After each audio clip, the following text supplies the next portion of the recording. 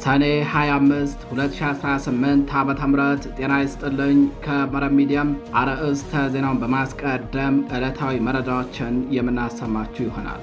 በጎንደር ጠቅላይ ግዛት በተደረገው ውጊያ በበላይ እዝ የ303ኛ ኮር አርበኞች በወሰዱት የተቀናጀ እርምጃ የጠላት ሻለቃ አዛዥን ጨምሮ ከ50 በላይ ወታደሮች ሲገደሉ 125 ወታደሮች ከባድና ቀላል ቁስለኛ ሆነው ከስምሪት ቀጠና ውጭ መደረጋቸው ታወቀ።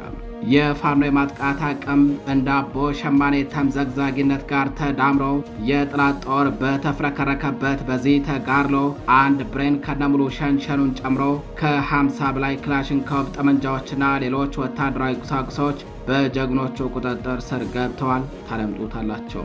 በሌላኛው መረጃችን በቴዎድሮስ ዕዝ የሰርጂካል ኦፕሬሽን ምድብተኞች በደብረ ማርቆስ ከተማ የጠላት ጥምር ጦርን ጭና ስትንቀሳቀስ በነበረች ተሽከርካሪ ላይ ባደረሱት የቦምብ ጥቃት 17 የአገዛዙ ወታደሮች ሙትና ቁስለኛ መደረጋቸው ታወቀ። በተመሳሳይ እነዚሁ የሰርጂካል ኦፕሬሽን ምድብተኛ አርበኞች በምስራቅ ጎጃም ዞን አስተዳደር ቢሮ ላይ በፈጸሙት ጥቃትም የጠላት መገልገያ ቁሳቁሶች መውደማቸው ተረጋግጠዋል። ተደምጡታላቸው። በሌላኛው መረጃችን የቅዱስ ላሊበላ ገዳም ዓለም አቀፍ ቅርስ አስተዳደር ጽሕፈት ቤት የጻድቁን ንጉሥ ስም ለቲክቶክ እና ለዩቲዩብ እይታ ሲሉም ከልመና ተግባር ጋር በሚያያይዙ አርቲስቶችና የማህበራዊ ሚዲያ ይዘት ፈጣሪነን ባዮች ላይ ጥብቅ ማስጠንቀቂያ ወጣ። ጽሕፈት ቤቱ ይህ ድርጊት የላሊበላን ሕዝብ ክብር የሚነካናም የታሪክ መዛባት የሚፈጥር አደገኛ የድንቁርና ተግባር መሆኑን ገልጾ ስም አጥፊዎች በአስቸኳይ ይቅርታ ካልጠየቁም በሕግ አግባብ እስከ መጨረሻው እንደሚጠየቁ ገልጿል። ታደምጡታላቸው። በሌላኛው መረጃችን የብልጽግናው አገዛዝ በአዳማ በሚያካሂደው ስብሰባም የኢትዮጵያን የህልውና መሰረት ለመናድና ሀገሪቱን በተበታተኑ ቁርጥራጮች ለመበተን የሚያስችል አደገኛ ህገ መንግስታዊ ሴራ መጀመሩ ተጋልጧል። ብሔራዊ ምክክር በሚል ሽፋን የሚካሄደው ይህ የክህደት እንቅስቃሴ የመሬት ባለቤትነትን በመቀየርና ስልጣንን ወደ አምባገነናዊነት በማዞር ህዝብን የመግዛትና ሀገርን የመበታተን አደገኛ ስትራቴጂ መሆኑ ተነግሯል። ተደምጡታላቸው። አድማጭ ተመልካቾቻችን እነዚህንና ሌሎች የዛሬ ሰኔ 25 2018 ዓ.ም ዕለታዊ መረጃዎችን አጠናቅረን ይዘን ቀርበናል። አብራችሁን ቆዩ።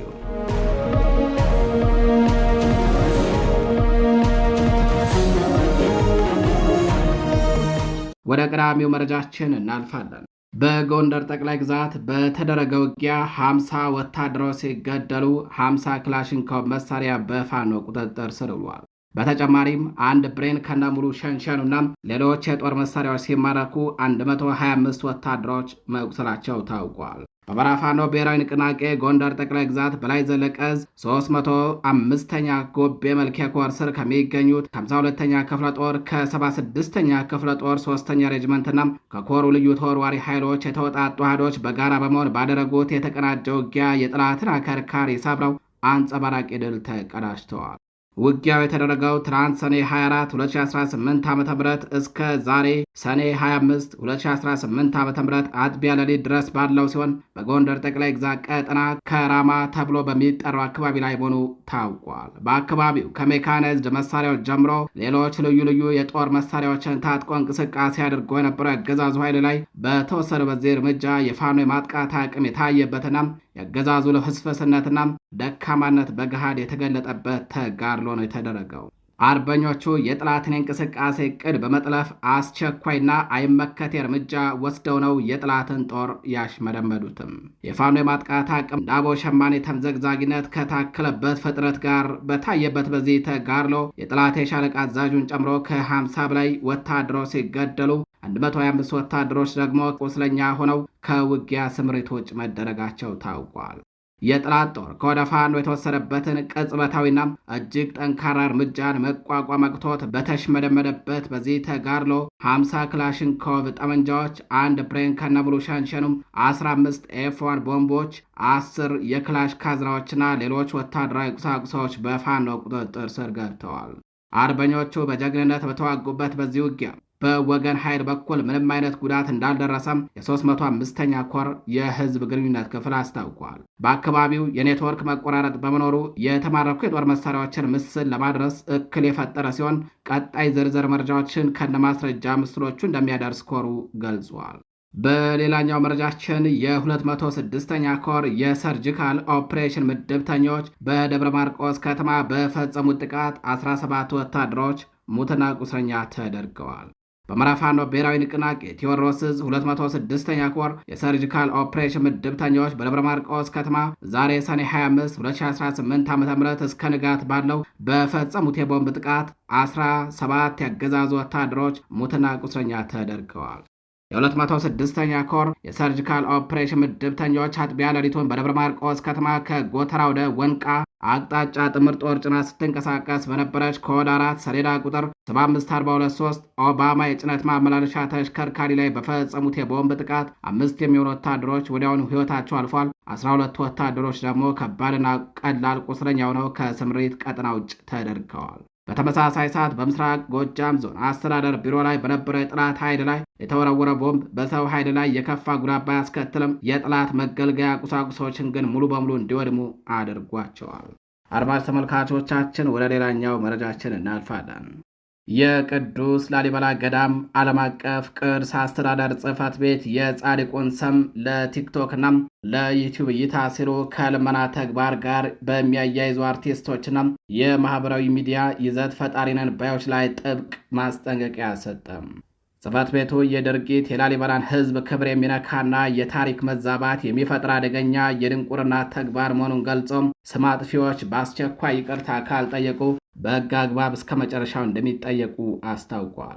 የዓለም ቅርስ የሆነውን የጻድቁ የንጉሥ ቅዱስ ላሊበላን ስም ለጊዜያዊ ጥቅምና ለቲክቶክና ለዩቲዩብ እይታ ሲሉ በማይመጥን የልመና ተግባር ውስጥ የሚሳተፉ አካላትን በሚመለከት የገዳሙ አስተዳደር መግለጫ አውጥተዋል። በአንዳንድ አርቲስቶችና የማህበራዊ ሚዲያ ተጠቃሚዎች አማካኝነት የቅዱስ ላሊበላን ስም ከዘማች ልመና ጋር በማያያዝ ታሪክን የመበከልና የማህበረሰቡን ማንነት የመድፈር አደገኛ የድንቁርና ተግባር መሆኑን ጽሕፈት ቤቱ አስታውቋል። የቅዱስ ላሊበላ ገዳም ዓለም አቀፍ ቅርስ አስተዳደር ጽሕፈት ቤት በመግለጫው እንደገለጸም አንዳንድ አካላት ለኢምንት ጥቅማቸው ሲሉም የላሊበላን ታላቅ ስም በታሪክ የማይመጥኑ የህብረተሰብ ክፍሎች ላይ መጠቀማቸው እጅግ አሳፋሪና ሕጋዊ ተጠያቂነት የሚያስከትል ነው ብለዋል። በየመንገዱ የዞሩ ልመናን የሥራ ዘይቤ አድርገው ለሚንቀሳቀሱ አካላት የቅዱስ ላሊበላን ስም መስጠት የቅርስን ክብረ ነክ ተግባር ከመሆኑን ባሻገር ሆን ተብሎ የህብረተሰቡ ማንነት የማጥፋት ዘመቻ ነው። የላሊበላ ሕዝብ በታሪኩ የታወቀው ለሰው በመስጠት በእንግዳ ተቀባይነቱና በራሱ ላይ መኖርን በክብር በመመልከት ነው። ልመናን ፍጹም የሚጸየፈው የዚህ አካባቢ ማህበረሰብ በአንዳንድ ችኩልና ለታሪክ ግድ በሌላቸው አካላት ከዚህ የልመና ባህል ጋር መያያዙ ተቀባይነት የሌለው ውሸት ነው ብለዋል። የቅዱስ ላሊበላን ስም አጠላሽተው የታሪክ ፍልሰት የፈጠሩ አካላት ከድርጊታቸው በአስቸኳይ እንዲታቀቡ ጥሪ አቅርበዋል። እነዚህ አካላት በሕዝብ ፊት ወይም በማንኛውም ሚዲያ ቀርበው ይቅርታ ካልጠየቁ አስተዳደሩ ጉዳዩን እስከ ሕግ አደባባይ ድረስ በመውሰድ የማህበረሰቡን ክብር እንደሚያስጠብቅ በጥብቅ አስጠንቅቀዋል። የገዳሙ አስተዳደር አክሎም ታሪክ የጋራ አደራ መሆኑን በማስታወስ የአገሪቱን የክብር አሻራዎች ከጥፋት ለመጠበቅ አሁን ትውልዱ በቁርጠኝነት ሊቆም እንደሚገባም አሳስበዋል። የቅዱስ ላሊበላን ስም የሚመጥን ክብር ሊሰጠው እንደሚገባና ማናቸውም አይነት የስም ማጥፋት ተግባር የሕግ ተጠያቂነት እንደሚያስከትልም በመግለጫው ተካተዋል። የተከበራቸው አድማጭ ተመልካቾቻችን መረጃዎቻችን ቀጥለዋል። የብልጽግናው አገዛዝ በአዳማ በሚያካሂደው ስብሰባ የኢትዮጵያን የህልውና መሰረት ለመናድና ሀገሪቱን በተበታተኑ ቁርጥራጮች ለመበተን የሚያስችል አደገኛ ህገ መንግስታዊ ሴራም መጀመሩ ተጋለጠ። ብሔራዊ ምክክር በሚል ሽፋን የሚካሄደው ይህ የክህደት እንቅስቃሴም የመሬት ባለቤትነትን በመቀየርና ስልጣንን ወደ አምባገነናዊነት በማዞር ህዝቡን የመግዛትና ሀገርን የመበታተን አደገኛ ስትራቴጂ መሆኑ ተነግሯል። የአገዛዙ የአዳማ ስብሰባ በኢትዮጵያ ታሪክ ውስጥ ጥቁር ጠባሳ ሊተው የሚችል አደገኛ ሴራዎችን ያዘለ ነው ተብሏል። አገዛዙ በአዳማ ስብሰባ እያረቀቀ ካለው አደገኛ እቅዶች መካከል የሚከተሉት ይገኙበታል። የመጀመሪያው መሬት የህዝብ ነው የሚለው ድንጋጌን በመቀየር መሬትን የግል ለማድረግ መታቀዱም ለቡድኑ ታማኝ የሆኑ ነጋዴዎችና የውጭ ደላላዎች የኢትዮጵያን መሬት እንዲቀራመቱ የሚያደርግ የዘረፋ ሰንሰለት ነው። ሁለተኛው በቋንቋ ላይ የተመሰረተውን የክልል አወቃቀር በመናድ በጂኦግራፊና የኢኮኖሚ ሰበብ አገሪቱን ወደ አስተዳደራዊ ምስቅልቅል ለመክተት እየተሰራ መሆኑም ታውቋል። ሶስተኛው የመንግስት ስርዓቱን ከፓርላማዊ ወደ ፕሬዝዳንታዊ መቀየር ብቸኛ አምባገነን ስልጣን ለመፍጠር ያለመ አካሄድም ታልሟል ተብሏል። በዚህም ፕሬዝዳንቱ እንደልባቸው ክልሎችን እንዲፈጥሩና እንዲበትኑ የሚፈቅድ የህግ ማዕቀፍ እየተዘጋጀ ነው ተብሏል። ክልሎች በህዝበ ውሳኔ እንዲመሰረቱ የሚያዘውን ህግ በመሻር የህዝብን ፍላጎት በፓርላማና በፕሬዝዳንት ፊርማ ብቻ ለመተካት መታቀዱ የህዝብን ሉዓላዊነት የመግፈፍ ተግባርም እንደሆነ ተጠቁሟል። ክልሎች የሚመሰረቱት እንደ ቀድሞ በህዝበ ውሳኔ ማለትም በሪፈረንደም ሳይሆን ጥያቄው ለፓርላማ ቀርቦ በፕሬዝዳንቱ ፊርማ ብቻ ይሆናል ተብሏል። ይህ ማለት አንድ የኦሮሚያ ዞን ተገነጣጥሎ የቻለ ክልል መሆን ወይንም ወደ ሌላ ክልል መካለል ቢፈልግ የህዝብ ውይይትና ውሳኔ ሳያስፈልግ በፓርላማ ድምፅና በሀገሪቱ ፕሬዝዳንት ፊርማ ብቻ ይፈጸማል። ይህ እርምጃ ሀገሪቱን ከማስተዳደር ይልቅ ወደ እርስ በርስ ግጭትና የክልል ቅራኔዎች ለመክተት የሚያስችል የከፋፍለ ግዛት ስልት መሆኑም ታውቋል። የፋኖ አርበኞችና የሀገር ወዳድ ኃይሎች በቅርብ እየተከታተሉት ያለው ይህ የዓላማው የክህደት ስብሰባም የኢትዮጵያን ህልውና ለመጠበቅ የሚደረገውን ትግል አስፈላጊነት እንደገና አስተዋሽ ሆኗል። አገዛዙ በህገ መንግስት ሽፋን የሚያካሄደው ይህ ውድመት ከህዝብ ፍቃድ ውጭ የሚደረግ የፖለቲካ ቁማር መሆኑ በታሪክ ተጠያቂ እንደሚያደርገውም ይታወቃል። አድማጭ ተመልካቾቻችን ወደ ሌላኛው መረጃችን እናልፋለን። በአውደ ግንባር ከባድ ሽንፈትን የተከናነበው የብልጽግናው ሰራዊት በህዝቡ ላይ ዘግናኝ ዘረፋና ውድመት መፈጸሙ ታወቀ። በአውደ ውጊያ በፋኖ ጀግኖች አከርካሪውን የተመታው ፋሽስቱ የብልጽግና አገዛዝ ሽንፈቱን በንጹሐን ዜጎች ላይ በመወጣት አማራን የማውደም እኩይ ተግባሩን ተያይዞታል። በጎንደር ስማዳ ወረዳም አጃ አካባቢ በደረሰበት ከፍተኛ ምት የተሽመደመደው ወራሪው ኃይል ንጹሐንን በመዝረፍና የህዝብ ተቋማትን በማውደም የሽብር ማንነቱን በግልጽ አሳይቷል። በምዕራብ ፋኖ ብሔራዊ ንቅናቄ በላይ ዘለቀ ሜጀር ጀነራል ውባንታ ባተ ኮር ጉና ክፍለ ጦር አሃድ በሆኑት በሀገረ ቢዘን ብርጌድ አርበኞች ክፉኛ የተደቆሰ የጠላት ኃይል ተስፋ በመቁረጥ በንጹሐን ንብረት ላይ ዝርፊያና ውድመት አደርሰዋል። ወራሪው ኃይል አንዳች የሰብአዊነት ስሜት ሳይኖረውም የድሆችን ቀለብና ንብረት የዘረፈበት መንገድ የቡድኑን የወረደ የሞራል ደረጃ በግልጽ የሚያሳይ ነው። ከተዘረፉት መካከል ቀሲስ ኃይል የሞላ 6,000 ብር ጥሬ ገንዘብ፣ በርበሬ፣ ሽሮ፣ ቡናና አንድ የእጅ ስልክ ይገኙበታል። ሌላኛው ቸሬ ወርቅዬ 8,000 ብር በጥሬ ገንዘብ፣ ሌላኛው በንግድ ሥራ የሚተዳደረው አቶ ተስፋዬ ባበይ 1,800 እስክሪብቶዎችን ጨምሮ ሌሎች ንብረቶች ተዘርፈዋል። በእነዚህው በአገዛዙ መከላከያ ሰራዊት አባላት አገዛዙ የትውልድን መጻኢ ዕድል ለማጨለም በአጅ አንደኛ ደረጃ ትምህርት ቤት ላይ ያነጣጠረ ጥቃትም ሰንዝረዋል። ይህ በህዝቡና በማህበራዊ ተቋም ላይ የተፈጸመ ዝርፊያና ውድመት በኦህዴድ የሚመራው የብልጽግና ቡድን በይፋ አማራ ጠል መሆኑን የሚያረጋግጥ ነው ተብሏል። አገዛዙ በደረሰበት ውርደት የተነሳ በንጹሐን የሚያካሄደው የሽብር ዘመቻውም የፋኖን ትግል ከመግታት ይልቅ ህዝቡን ከትግሉ ጋር ይበልጥ እንዲተሳሰር እያደረገው መሆኑም ታውቋል። የተከበራችሁ አድማጭ ተመልካቾቻችን መረጃዎቻችን እንደቀጠሉ ናቸው። ወደ ሌላኛው መረጃችን እናልፋለን። የብልጽግናው አገዛዝ ቤኒሻንጉል ጉሙዝ ክልልን ለሱዳኑ የፈጥኖ ድራሽ ኃይል ለጦር ካምፕነት እንዲጠቀምበት በፈቀደው መሰረት ታጣቂዎቹ በክልሉ ህዝብ ላይ የሚፈጽሙት ዘግናኝ መከራና ስቃይ ተባብሶ ቀጥሏል። በክልሉ የሰፈሩት እነዚሁ የሄሜቲ ታጣቂዎች ግድያም፣ አስገድዶ መድፈርና ዘረፋ እየፈጸሙ ሲሆን የብልጽግናው ባለስልጣናት ግን ለዜጎቻቸው ጥበቃ ከማድረግ ይልቅ የታጣቂዎቹ ተባባሪ መሆናቸውን የመረብ ሚዲያ ምንጮች አጋልጠዋል። በሱዳኑ ደም አፍሳሽ ጦርነት እያካሄደ ያለው የሄሜቲው ፈጥኖ ድራሽ ኃይል በብልጽግናው አገዛዝ ፈቃድ በቤኒሻንጉል ጉሙዝ ክልል ሰፍሮ የዜጎችን ህይወት ሲኦል አድርጎታል። ታጣቂዎቹ ንጹሐንን ከመግደልና ልጃገረዶችን ከመድፈር ጀምሮም ንብረት እንደሚዘርፉ በየሆቴሉ ገብተው ያሻቸውን ተጠቅመው ሂሳብ ሳይከፍሉም እንደሚወጡና ለተጠቀሙበት አገልግሎት ክፍያ እንዲፈጽሙ ሲጠየቁም ብልጽግና ይክፈላችሁ በሚል ፌዝ የተሞላበት ንግግር ተናግረው እንደሚወጡ ነው መረብ ሚዲያ ያነጋገራቸው ተጎጂዎች የገለጹትም። የቤኒሻንጉል ጉሙዝ ክልል ካድሬዎች ለገዛ ህዝባቸው ካላቸው ንቀትና ለባዕዳን ከማጎብደዳቸው የተነሳ ታጣቂዎቹ የሚፈጽሙትን ግፍ የሚቃወሙ የክልሉ ነዋሪዎችን እያደኑ እያሰሯቸው እንደሆነ ነው የዓይን እማኞች ለጣቢያችን ጨምረው የገለጹትም። በአሁኑ ወቅት በክልል ውስጥ ያለው የመልካም አስተዳደር እጦትና ሙስና ሳያንስ የብልጽግናው አገዛዝ የሀገሩን ሉዓላዊነት አሳልፈው በመስጠት የውጭ ታጣቂዎች በክልሉም ህዝብ ላይ ግፍና መከራ እንዲፈጽሙ በይፋ ፈቅዷል። ይህ ድርጊት የብልጽግና አገዛዝ ለዜጎቹ ደህንነትና ለሀገር ክብር ያለውን ጥላቻና ንቀት እንዲሁም የተላላኪነት ጥጉን በግልጽ የሚያሳይ ነው ሲሉ መረብ ሚዲያ ያነጋግራቸው የክልሉ ነዋሪዎች ገልጸዋል። የተከበራቸው አድማጭ ተመልካቾቻችን ከፈጥኖ ድራሽ ኃይሉ ጋር በተያያዘ ወደ ጎረቤት ሀገር መረጃችን እናልፋለን። ከሱዳን ጦር ጋር እየተፋለመ ያለው ፈጥኖ ድራሽ ኃይሉ ሰብአዊ ወንጀልና የዘር ማጽዳት መፈጸሙን አምነስቲ ኢንተርናሽናል በሪፖርቱ አጋለጠም። ዓለም አቀፉ የሰብአዊ መብት ድርጅት ባወጣው መግለጫም የፈጥኖ ድራሽ ኃይሉ ተዋጊዎች በምዕራብ ሱዳን የምትገኘው ኤልፋሻር ከተማ ለመቆጣጠር ባደረጉት ውጊያ ከፍተኛ የሆነ የሰብአዊ መብት ጥሰት ፈጽመዋል ሲል ከሰዋል። ሪፖርቱ የፈጥኖ ድራሽ ኃይሉ ከአውሮፓውያኑ 2024 መጀመሪያ እስከ ጥቅምት 2025 ባሉ ጊዜያት ከሱዳን ጦርና አጋሮች ጋር ፍርሚያ ባካሄደበት ወቅት በኤልፋሻር ከተማ ውስጥናም በዙሪያዋ ግድያም፣ የግዳጅ ዝውውርን፣ እስርን፣ ስቅይትን፣ መድፈርን፣ የወሲብ ባርነትንና ሌሎች አይነት ወሲባዊ ጥቃቶችን ፈጽሟል ሲል ከሶታል። ከዚህ በተጨማሪ በመቶ ሺዎች የሚቆጠሩ ሰዎች ለመፈናቀል እንደተገደዱና በርካታ ሕፃናት ወላጆቻቸውን እንዳጡ በሪፖርቱ ተካተዋል። በጥቃቱ ኢላማ ከተደረጉ ሰዎች መካከል አረጋውያንና አካል ጉዳተኛ ሰዎች ይገኙበታል ብሏል አምነስቲ በሪፖርቱ። አምነስቲ ኢንተርናሽናል ዋና ጸሐፊ አግነስ ካልማርድ በሱዳን ያለው ጦርነት በንጹሃን ላይ የሚካሄድ ጦርነት ነው። ፈጥኖ ደራሽ ኃይሉ ከተማን በከበበበት ወቅት በኤልፋሻር የሚኖሩ ሰላማዊ ሰዎች የተጋፈጡትን አስፈሪ ሁኔታ ዓለም ባስጠነቀቀው ወቅት የደረሰ የማይሽር ጠባሳ ነው ብለውታል። ካልማርድ ጨምረው እንደገለጹት ሕፃናትን ሆን ተብሎ የጥቃት ኢላማ ከመሆናቸውና ክፉኛ ከመሰቃየታቸው ባሻገር ተገድለዋል፣ ተጎድተዋል፣ ተጠልፈዋል፣ ለውትድርና ተመልምለዋል ሲሉ ተናግረዋል። ፈጥኖ ደራሽ ኃይሉ ከዚህ ቀደም የተወሰኑ የሰብአዊ መብት ጥሰቶችን ያመነ ሲሆን ተፈጸመ የተባለው ጥሰትን መጠን ግን ተጋኗል ሲል ገልጾታል።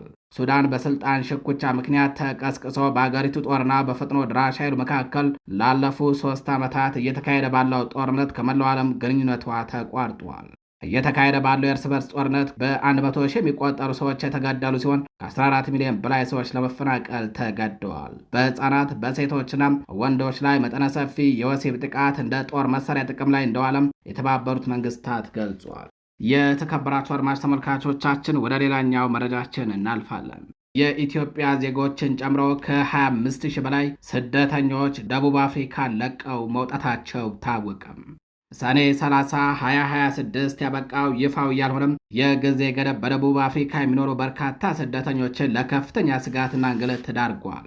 በአገሪቱ የሚንቀሳቀሱ ዜጎች መር ቡድኖች ሰነድ የሌላቸው የውጭ ዜጎች በአካባቢያቸው ለቆ እንዲወጡ ያስቀመጡት ቀነ ገደብ መጠናቀቁን ተከትሎም ኢትዮጵያውያንን ጨምሮ ከ25 ሺህ በላይ ስደተኞች ሕይወታቸው ለማዳን ሲሉ አገሪቱን ጥለው ተሰደዋል።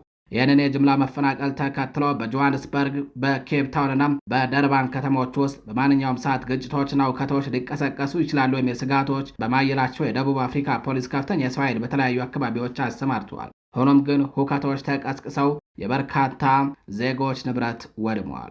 ይህ የሰብአዊ ቀውስ ያሳሰባቸው በርካታ የአፍሪካ ሀገራት መንግስታት በተለይም ሞዛምቢክ፣ ማላዊ፣ ዚምባብዌና ኡጋንዳ በየከተሞቹ ተደብቀው የሚገኙ ዜጎቻቸውን በአውሮፕላንና በአውቶቡስ ለመታደግ ሰፊ ርብርብ ሲያደርጉ ሰንብተዋል። ስደተኞቹ ከተለያዩ የቤት አከራዮችና ቀጣሪዎች የሚደርስባቸው ማግለልና ማባረርን ጨምሮ በኬፕ ታውን፣ በጆሃንስበርግ የሚገኙ የቆንጽላ ጽሕፈት ቤቶችን የነፍስ አድን እርዳታ እየተጠባበቁ መሆኑ ታውቋል። የነጻነት ዘመቻ በሚል ስም የሚንቀሳቀሱ ጸረ ስደተኛ ቡድኖች ሰነድ የሌላቸው ስደተኞችን ሙሉ በሙሉ እስከሚወጡ ድረስ ተከታታይ ህዝባዊ ቤተኝነት እንደሚያደርጉ ቢዝቱም በጆሃንስበርግ ሶዌቶ አካባቢ የዝሉ ባህላዊ ልብስ የለበሱ ጋሻና ዱላ የያዙ ወጣቶች አባሃምቤ ይውጡ እያሉ በመፈከር ላይ መሆናቸውን በስደተኞች ዘንድ ሽብርን ፈጥረዋል። ወጣቶቹ የዙሉ ባህላዊ ልብስ እንደለበሱ ከመፎከር በዘለለም በየሱፐርማርኬቱ እየገቡ የመጡ ያሏቸውን ሰዎች ንብረቶች እያወደሙና እየዘረፉም በማህበራዊ ሚዲያ ታይተዋል።